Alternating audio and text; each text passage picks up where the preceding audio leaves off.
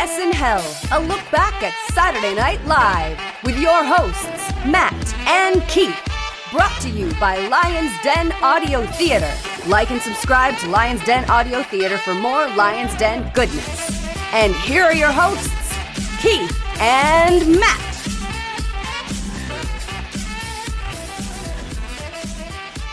Saturday Night Live, Season 2, Episode 1, starring Lily Tomlin, originally aired on September 18th, 1976. My name's Keith. Welcome to the show. With me, as always, is Matt. Welcome to Season 2, Matt. Thank you. Thanks to all the texts, emails, calls I've received wondering, when is it coming? It's here. I'm really excited. And joining us, there's no better way to start off the second year than our good buddy Heather is back. Heather was at the Diane Cannon episode, I believe. How you doing, Heather? I'm doing great. It's nice to be back. Nice to have you back. So yeah, Season 2, salaries have gone up, budgets have gone up, not for us, for the, for the Saturday Night Live people. And surely all this money and attention floating around a mid-70s New York studio that is manned by artists in their 20s is a no-fail situation. So it's Season 2, and just, you know, if you think back to the George Carlin episode, Episode 1, of course, which was essentially a variety show with some comic actors popping in to do some bits and pieces to enhance the program. Here we are like 11 months later, and the show is the talk of the TV world, and people are just chomping at the bit to be involved. It's getting press everywhere. Big change in 1 year, eh, Matt? Huge. The show developed so much over the 20-odd episodes. The first season really found its identity there toward the end, I thought. Absolutely. As far as major crew or anything like that, there hasn't been any significant change at this point between 1 and 2. Bruce McCall joining the writing staff. I think he came from the Harvard or National Lampoon. He'll do 6 episodes and then he'll leave for forever, I believe. He must have loved it. But as of right now, it's all things are the same as they were at the end of the season. So I personally think that's a good thing, but we'll see. What are you guys thinking about no major changes over that summer hiatus? When you have a hit like this on your hands, it can't be a surprise. I agree with Matt. And I think a lot of shows or a lot of things in general make a big mistake where they overly inflate, you know, during their break. Well, I find nowadays with Saturday Night Live, like every year they introduce new cast. And personally, I find there's always like the growing pains in the first season or so of a new cast. Like it kind of takes a bit of a dip. I guess, you know, the consistency is nice. Yeah, they've got their role. They know the roles, the family's in place, everybody's slotted in where they need to be. Yeah. But that's not going to last. And as the season goes on, we'll see one huge departure and one significant addition. Oh, I hate it when shows add a baby. That's the worst. Yeah, tonight we have Lily Tomlin. How about that? This is Lily's big return. Since we've last seen Lily Tomlin, she was nominated for a Best Supporting Actress in Robert Altman's Nashville, but she lost to Lee Grant in Shampoo. I overlooked Nashville in my last intro of Lily, but, you know, she was in Nashville. There we go. All done.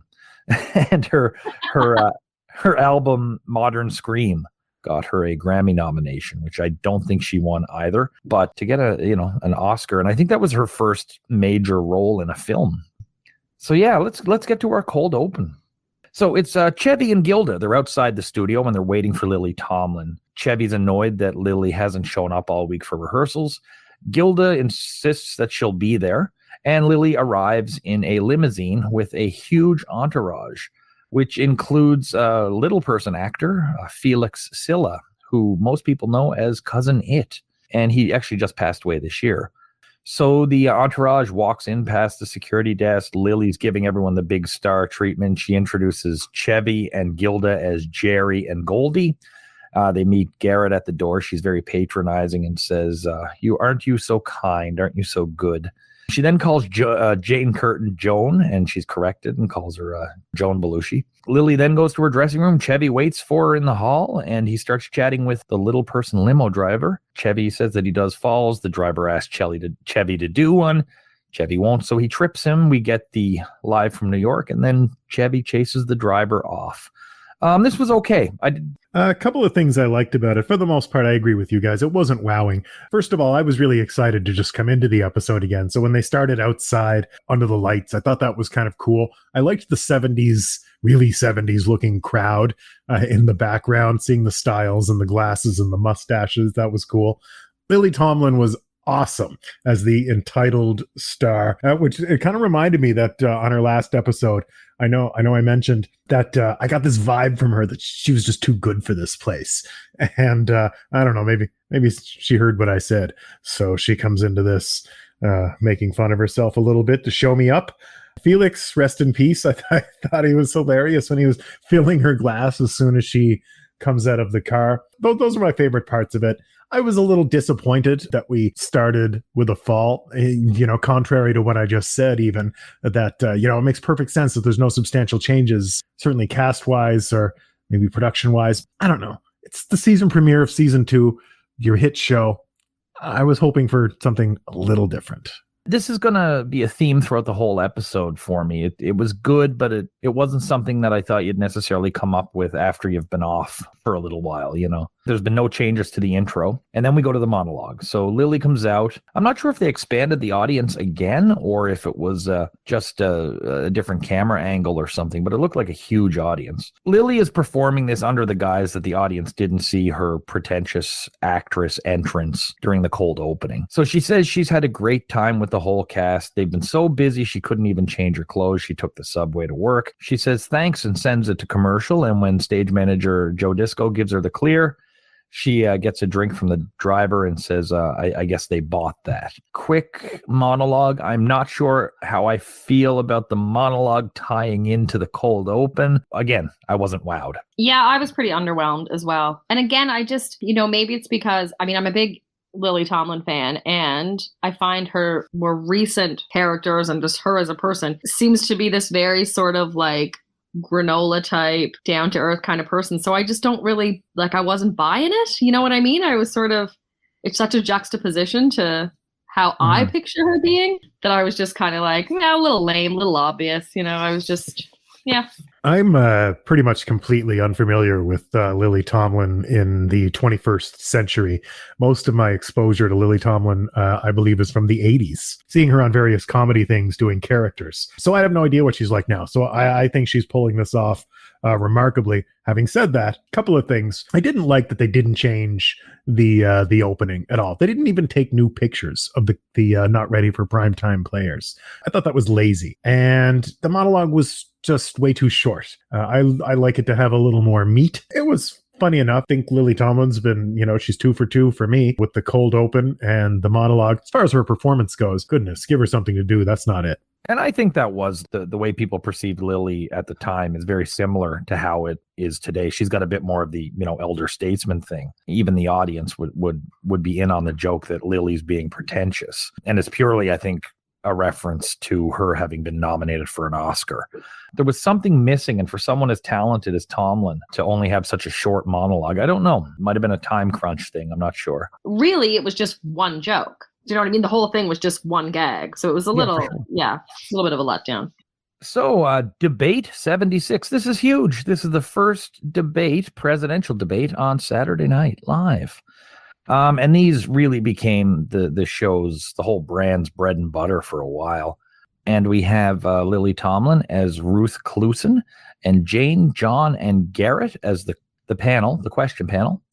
We have Chevy Chase as Ford and Dan Aykroyd as Jimmy Carter. Aykroyd is the accurate but cartoony version of Carter. Chevy is his Chevy Chase, Gerald Ford, botching names, getting his hands stuck in paper, frigging up with water. This was good. This is the first one. This is a perfect sort of embryonic presidential debate sketch. It's a good starting point. But yeah, this was a nice thing to see. I liked it, but I wanted to love it, I think is the best way to put it.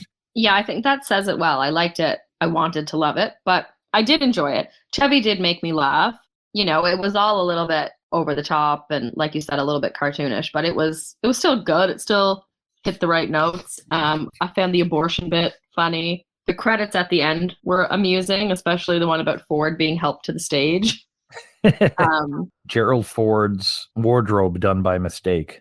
Yes, I saw that one too. I was trying to catch them all. I wasn't able to pause it and rewind like I would have liked, so I was trying to kind of catch them all. Yeah. But I caught that one. That one made me giggle. I thought it was pretty funny too. I was excited when it started because I know that this becomes a staple of Saturday Night Live. And I was really excited to see more of Dan Aykroyd's Jimmy Carter. So I ended up pretty surprised that Chevy Chase's Gerald Ford made me laugh more than Dan Aykroyd's Jimmy Carter. I've been pretty 50-50, I think, historically on Chevy's Gerald Ford. Sometimes I think it's really stupid. Sometimes I've really liked it. I certainly liked it this time. I think he just does such a good job with it. Maybe he really grew into it because I liked the last one he did at the end of season 1 with Chris Christopherson as well. Panel are fine. Belushi picking his nose got a laugh of me. Garrett only being there because he's black, I thought was hilarious, and not knowing who Ford was. So yeah, this was a hit for me. I really liked it. Yeah, and the key line, of course, being it was my understanding that there would be no math. Yes, classic. Yeah, that one was good.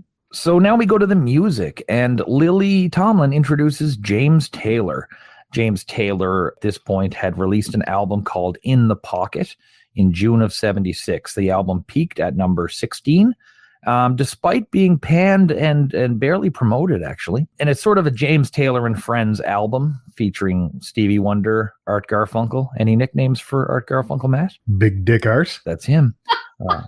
Bonnie Raitt, Graham Nash, David Crosby, my least favorite half of Crosby, Stills, Nash and Young. And the Please Don't Make Me Play Live, Carly Simon. So that's quite a list of collaborators for that album. So the song James Taylor sings is Shower the People, and it was the top single from the album. I think it hit number 22. And they get really cute with the cameras doing this composite shot where it's both a close-up and a medium shot. This was very good in the sense that it's James Taylor being completely James Taylor.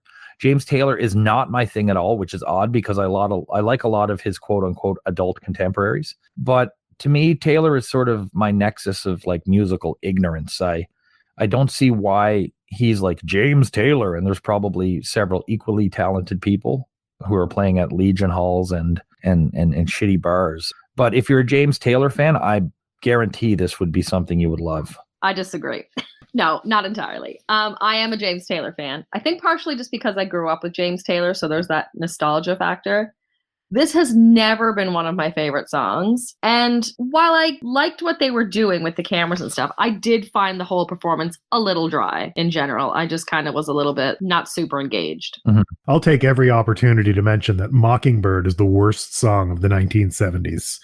I really think it's just stupid as fuck. I found it boring. I found the lack of hole in his guitar really distracting. I was so bored I didn't even notice that. Oh, it was like that's all I could think about. It was like the rose on Gordon Lightfoot's pants. Couldn't take your eyes off it. Did you say that was his hit single from that album? From that album, yeah. Oh man, that is it's never been my favorite song. No. I don't dig it. So weekend update. There is a phone gag, and it's Chevy saying any dessert topping will do. And he starts to talk about condiments when he notices he's live on the air. This is a rehash, isn't it? I thought he said something about whipped cream or something in a previous gag before. Yeah, I believe so as well, about eating something off of, yeah. So Mao Zedong had recently died, and what jumped out at me was not so much the joke, but how late it had been. I thought Mao Zedong died long before that. Francisco Franco still dead. There's a couple, at least one transgender joke in there. Idi Amin is to undergo a species transplant. Then we go to Lorraine at the Blaine Hotel. Tragedy is stricken. 30 people got sick from foreign Legionnaire's disease, which is basically you have a long period of silence followed by speaking a foreign language and before dropping dead. And the way Lorraine says dropping dead is hilarious. Belushi plays the manager of the Blaine, and he starts to speak gibberish all of a sudden and dies. And then Lorraine jumps into a foreign language on her pitch out, and she also dies. So the first half, any thoughts on this stuff so far? As I said in the last episode that I did, Weekend Update has never been my favorite. And I'm not a huge fan of Chevy on SNL. I find it's a lot of like cheap gags. And I don't know. I just don't love it. The Lorraine bit, although I did love her voice like you, I did find her hilarious in that regard. But the sketch in general bombed for me. I found it really cheesy. I just didn't find it funny. This wasn't a big hit for me either.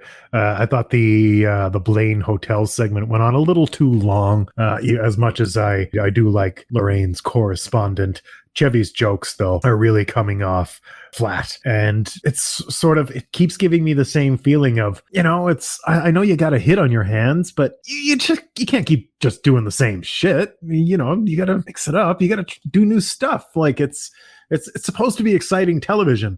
This isn't exciting television. Yeah, I couldn't agree more. Flat is the right word for Chevy on Weekend Update. I just don't, it just doesn't do it for me. And like you said, it's very like the same. Like they need to shake it up a little. And they will. So we then go to a commercial, and it's Lily Tomlin doing my favorite thing that she does. It's her telephone operator character, Ernestine. And it's a parody of a phone company commercial where she basically disconnects calls and says, we don't care because we don't have to. Just a note on this, about 6 years before, she'd been offered really big money to do actual ads as Ernestine, but turned them down. But what did you think of the commercial? I really liked it. I liked it. This one made me laugh. I love seeing Lily Tomlin pull out her different characters. So this was great. And of course, who doesn't hate the phone company? So I liked it. It made me laugh. Agree. I really enjoyed it too.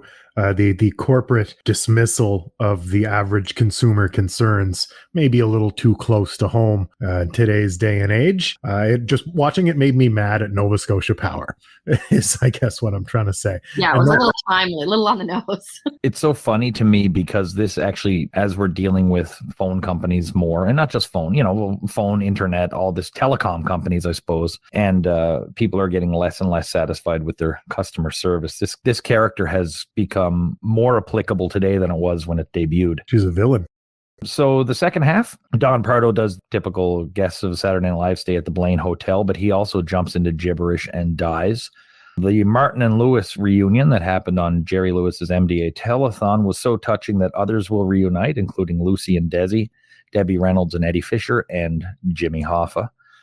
And then Emily calls in. She has an issue with 5 crustaceans hijacking a plane, and she talks about who made their little masks and stuff like that. It's not crustaceans, it's Croatians. In 2001, this bit was cut out shortly after 9/11. It did get restored later, but there was a period of time where this Emily bit was not in there. I actually laughed at this one, and I don't mind Emily appearing in these quicker little bits. So the second half for you guys, how'd it go? I liked the Emily bit as well. It made me laugh. It was simple humor, but it was funny. I liked it. My problem with it is it was Chevy that made me laugh. It wasn't her. She went on and she provided me with the same thing that I've been feeling all episode.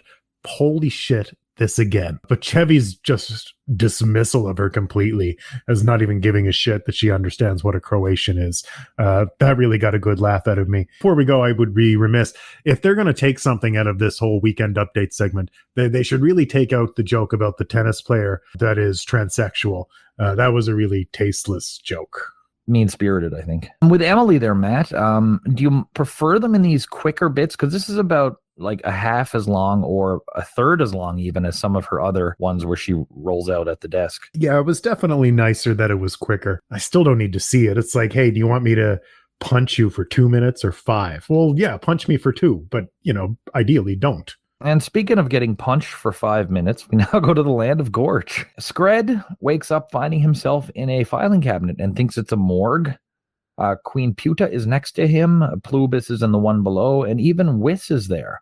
The reactions they got, Scred has been the sort of star of these, but it makes me wonder why they didn't try a little bit more with Weiss. Anyway, they find the mighty Favog statue under a sheet. The audience seems to really love Favog. And they get talking, and they think they've been removed from the show. They're pretty sure they've been cut forever. And Favog says, well, they should just do whatever they're asked to do or whatever they're told to do.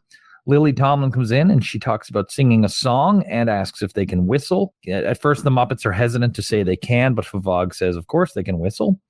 And they start to sing, what's the song? Whistle a Happy Tune, I think. And as the Muppets try to whistle, they make all these really weird noises. And Lily just can't really take it anymore, so she takes off. This one fell a little short for me. Is it Favog? What was yes, yeah.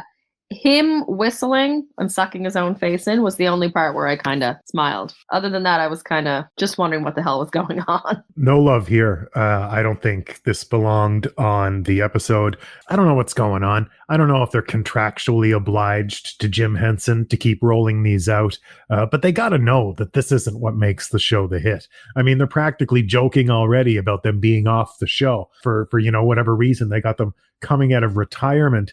As it is, even toward the end of the first season, there were subtle jabs that, how do we get on the show? Blah, blah, blah. This sketch to me reeks of contractual obligation. I think it absolutely was. So that's it, Matt. That's the end of the Muppets. Really? We do not see any trace of Muppets again for well over a decade, maybe two. Again on Saturday Night Live. So 13 days before this episode aired on September 5th, The Muppet Show debuted. Henson and crew leaving Saturday Night Live to do The Muppet Show is a great deal for all in retrospect, and probably was for everybody at the time then too. So then we have Lily. She walks over to James Taylor, who introduces saxophone player David Sanborn. And they perform Roadrunner, originally done by Junior Walker and the All-Stars. This is a fun song, and it features the most awkward claps I've ever seen from a popular musician. This was a quick tune. Taylor did it okay. Again, I'm not a James Taylor fan, but I much preferred this one to Shower the People. This stuff is not for me. Seeing David Sanborn hitting that horn was pretty fun. He had some interesting clapping going on himself. 0 for 2. I'm glad you mentioned the clapping because that was the first thing I wrote down. It was hysterical, but unfortunately, I found that it ruined the sax solos. Yeah. The song didn't really do it for me. All I could do was keep picturing the Roadrunner. And the dancing also was killing me. Like, James's dancing was just, I don't know, I just kind of found this performance awkward in general. I felt kind of bad for the saxophone player. I don't know why. I just felt like here he was doing a great job and James was kind of ruining it for him. Yeah, oh my God, it was so funny. Like, isn't keeping the beat the first thing a musician needs to do? Oh my God. I don't think I've ever really noticed James Taylor dance before during a performance because, I mean, he's usually like either sitting or playing like slower, more, folky tunes, but the dancing was atrocious. There's a reason for that, I think. I think somebody played this back and said, never clap, never dance again. I think he needs an instrument. I think the fact that he didn't have a guitar or anything to play, well, he had the tambourine at the end, and that was equally as bad as the clapping. But yeah, it was almost like he just needed something to do, and it was like, just let the saxophonist have his bit and just relax. Maybe he's one of those actors, Heather, that like one of those actors that need something in their hands, like a pen or a coffee cup or. Yeah, well, give the man something like. Yeah, they can't act if they're focused on their dangly arms, Exactly. We go from the biggest laugh of the show to what the fuck was this? It's called Tess and the Salesman, and it's Tess DeCenzio, played by Lily Tomlin. She's in an apartment bedecked with Christmas decorations, and she's watching a Three Stooges short. And basically, this is a character that's very lonely, and she calls and gets Salesman to come visit her so she has someone to talk to. This was very awkward. And with very few changes, this could be like one of these morality episodes from like the 80s sitcoms, or even a terrifying episode of The Twilight Zone. And either would be more apt than what this was. This is a comic genius named Lily Tomlin on the hottest show on TV called SNL, and it wasn't even funny. This was hideous. You couldn't have said it better. It was depressing. It was downright. Spent the whole sketch just waiting for a joke, a punchline, or something to redeem it. And then the very last thing they say is, it's September. You guys just sold it to the end. It was terrible. I mean, I love Lily Tomlin, and her character was great, but it didn't belong on SNL. I don't know where this belonged, but not on SNL. So weird. I definitely didn't straight up hate it as much as you guys by the sound of it, because I don't know, I found myself enjoying watching it because she was so good and Garrett was playing his role perfectly and nervously. But yeah, it was sad. There's no two ways around it. It left me feeling sad. It certainly didn't make me laugh. I don't get why it was on the show. Don't get me wrong, but I enjoyed its weirdness. Yeah, it was just so out of place. I have nothing to back this up, but I think Lily Tomlin wrote this. I think this was a new character she was trying out, and it didn't work. Well, that would make me even more depressed if I knew Lily wrote it.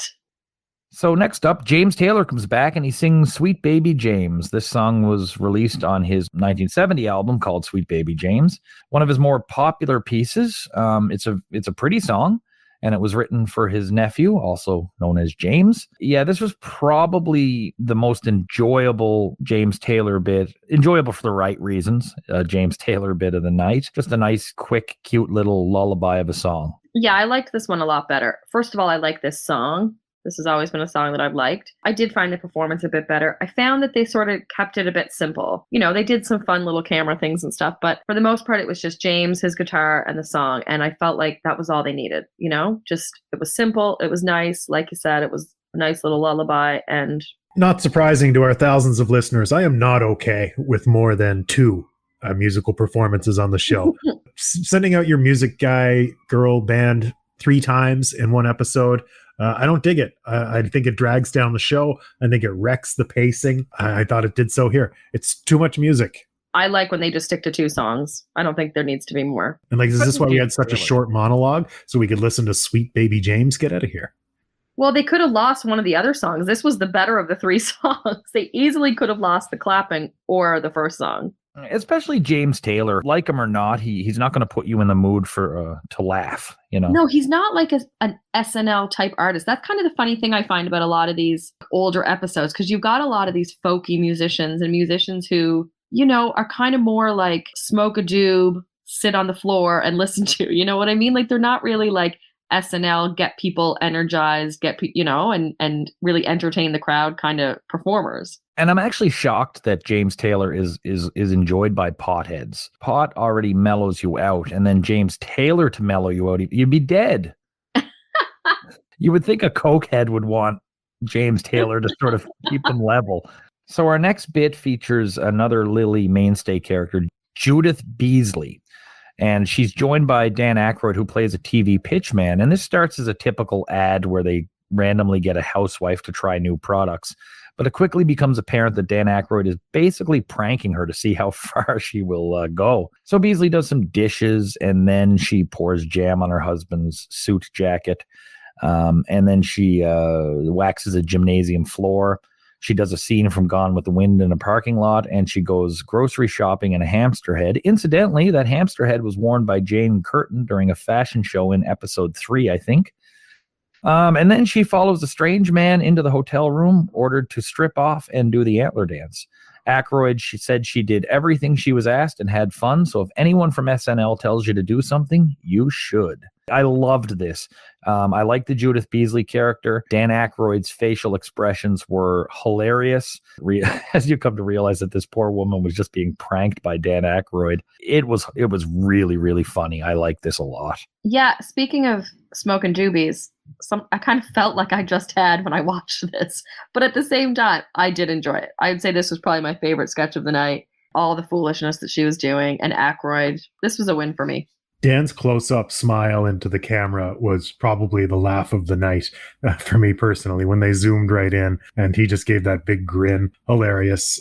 She was great. Dan Aykroyd really made this for me. I thought he was wonderful. That look, yeah, that was my favorite part too, Matt, when that close-up where he puts on that evil smile. Great stuff. We then have a chyron, and it says the woman is mentally undressing a cameraman, and this woman loved it.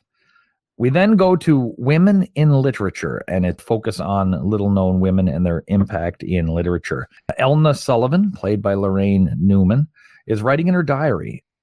She writes in her journal about like her time at the Eiffel Tower and all these interactions she had with famous people like Hemingway, Proust, Picasso.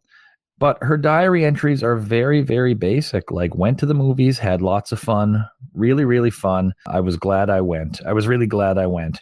She never mentions anything about Hemingway. These are short entries about her perspective on what she did. As soon as I realized what was going on, I was in stitches. Lorraine was fantastic. Awesome voice for this.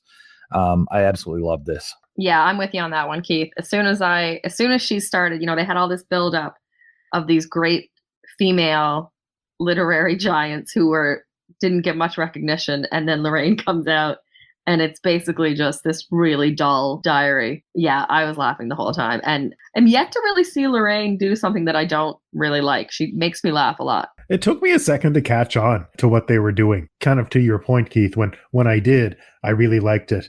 But I thought it was pretty subtle at first. It needed to simmer with me before it hit. One thing that really made it for me too that I didn't mention was the self-satisfied smile she gave. Yeah, that was my day. Yeah, I liked this one. She did a good job in this one. Mm-hmm. We then go to a Gary Weiss film, and it's another bit with semi-famous actor, writer, poet Taylor Mead. And we've seen Mead in 2 Weiss films before, usually with his cat. This one, he's talking about his television watching habits. He says he watches it for 6 to 10 hours a day. Just really funny stuff. He's going to make a citizen's arrest of Paul Lynde for the filth he says on Hollywood squares. His TV goes on the fritz as he's trying to watch Miss America being crowned, so he puts on a wig and sings. I think this is the last time we see Taylor Mead, but I also think Saturday Night Live left money on the table not using him a bit more. This was definitely the weakest of his appearances, but my God, it was enjoyable. Yeah, I was kind of sitting there going, what am I watching? But he made me laugh. He was sort of endearing and he was goofy. And I don't really know what this whole bit of SNL was all about, what they were going for, but he made it for me. Like, he amused me enough that I was enjoying it. Weiss's slice of life, New York 70s little short films, I generally like them. There's a couple that I just think are no. But one of my favorite skits of season 1 is Buck Henry in the toilet seat shop. This one, obviously a very magnetic character. I felt a little taken out of the context of the sketch, perhaps, for my own personal reasons. It gave me a little too much self-reflection. Like, this is pretty much, I'm a guy alone that lives with my cat and spends too much time on the internet, and this could be my future. It's funny you should mention that, how much this man would love the internet. I dare say it may, with somebody like that, it may corrupt them and ruin their otherwise jovial innocence. He hung out with Andy Warhol and cronies. Oh, never mind. He's quite corrupted. His best friends are the people they talk about in Lou Reed's Wild Side. We now go to a Chiron. They show a 1970s Johnny Depp looking fella, and they say he's developing a cold sore. This guy looks absolutely terrified to be on the screen. He was trying to pretend it wasn't happening. These just make me uncomfortable. I'm not really a fan of these. Like, every now and then they're kind of amusing, but like these ones just, this one in particular just made me cringe a little. There are a few that are funny, but I mean, like Matt and I were talking early on, and I think in a lot of ways this is to get a reaction to the live crowd more than the home audience. Yeah, I can see that. We then go to the final major segment. It's called the Antler Dance, and this is a song written by Michael O'Donoghue. It's introduced by Lily Tomlin and sung by Tomlin and Paul Schaefer. It's kind of a raunchy verses with a typical here's how you do a certain dance thing. And the cast, James Taylor, the writers, everyone comes out to dance, including Chevy, and I'll indicate why that's odd soon. Lily was terrible. I've never seen her sing this poorly, but Paul Schaefer was great and really saved the song. Antler Dance, I don't know exactly what O'Donoghue was going for here, but something tells me there was something nefarious, or he just wanted to cash in on a song. But yeah, what did you think of this? I kind of liked it and kind of didn't. It was weird. I felt the exact same. I, like you, was kind of surprised by Lily. Thank goodness for Paul. Just kind of a fun way to end the episode. And of course, it tied in the last sketch. Yeah, I was kind of going like, where did this song come from? I've never even heard of this song. But at the same time, like, I did find it sort of a fun way to wrap it up. And everybody was there and involved. And it was just, cute ending, I guess. I thought it was really shitty. I thought it was a big waste of time, and I thought there was entirely too much music on this episode. And I know this isn't supposed to be a quote-unquote musical bit, but I mean, you got Paul Schaefer out there singing. It's musical enough, and but I get it. Yeah, it's supposed to be a little funny too. It's not funny though. The song's not funny. The dance isn't funny. Nothing about this was enjoyable. I really thought they wasted a lot of time this episode.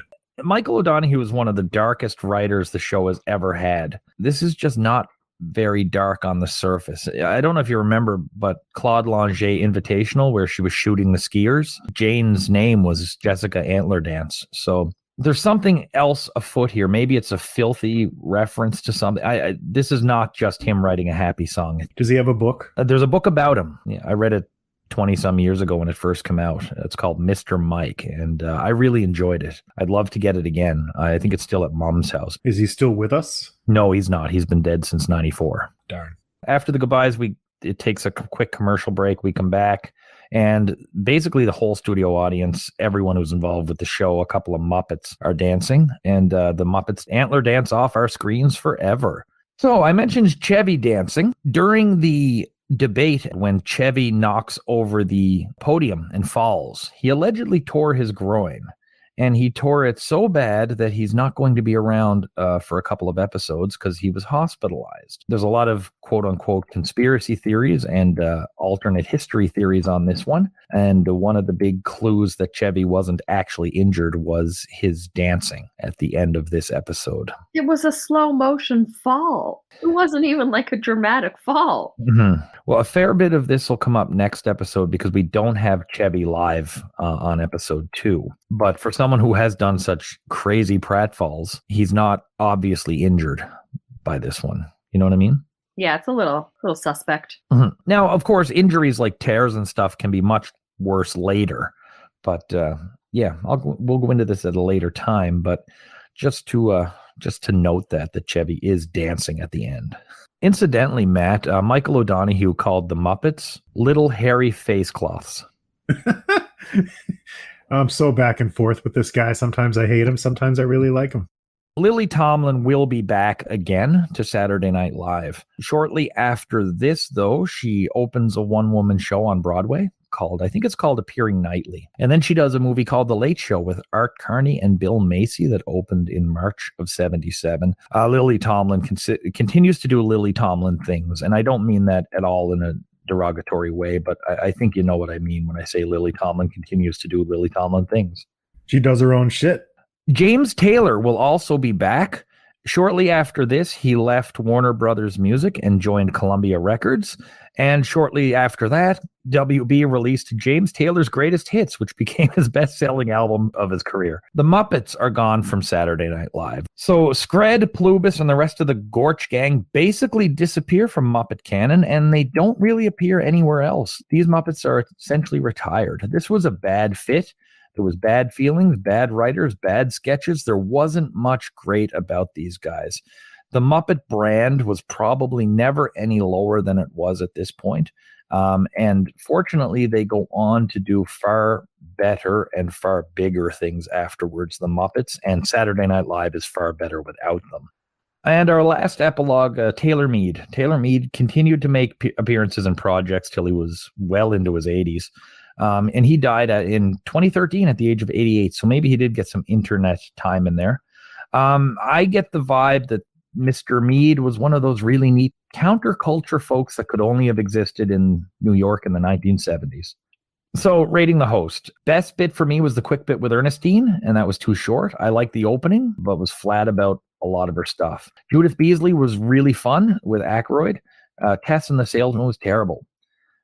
It was odd to me that even though a lot of this stuff didn't work, I could not say she was a bad host. That's really strange. I'm just starting to wonder, and this is based on her 2 appearances, if her style of comedy just doesn't jive with SNL's style of comedy, even though they're very similar in a lot of ways. And it's not a talent thing. It's just, is the chemistry off? Yeah, I'm kind of with you on that, Keith. I enjoyed her. You know, I liked all of her characters. I always find Lily Tomlin does character acting and that kind of thing really well. I didn't like the opening. I didn't like those gags, you know, like even when she was introducing James Taylor, like, I don't know, that sort of stuff just kind of fell flat for me. But again, overall as a host, I enjoyed her. I can't say that I didn't. I also thought she was pretty good. Not everything worked, but I really don't put all of that blame on the host. It's not the host's fault that the show can be a little clunky. And I don't generally blame the host for that. At least I don't think we should. And I thought she showed a lot of talent, a lot of range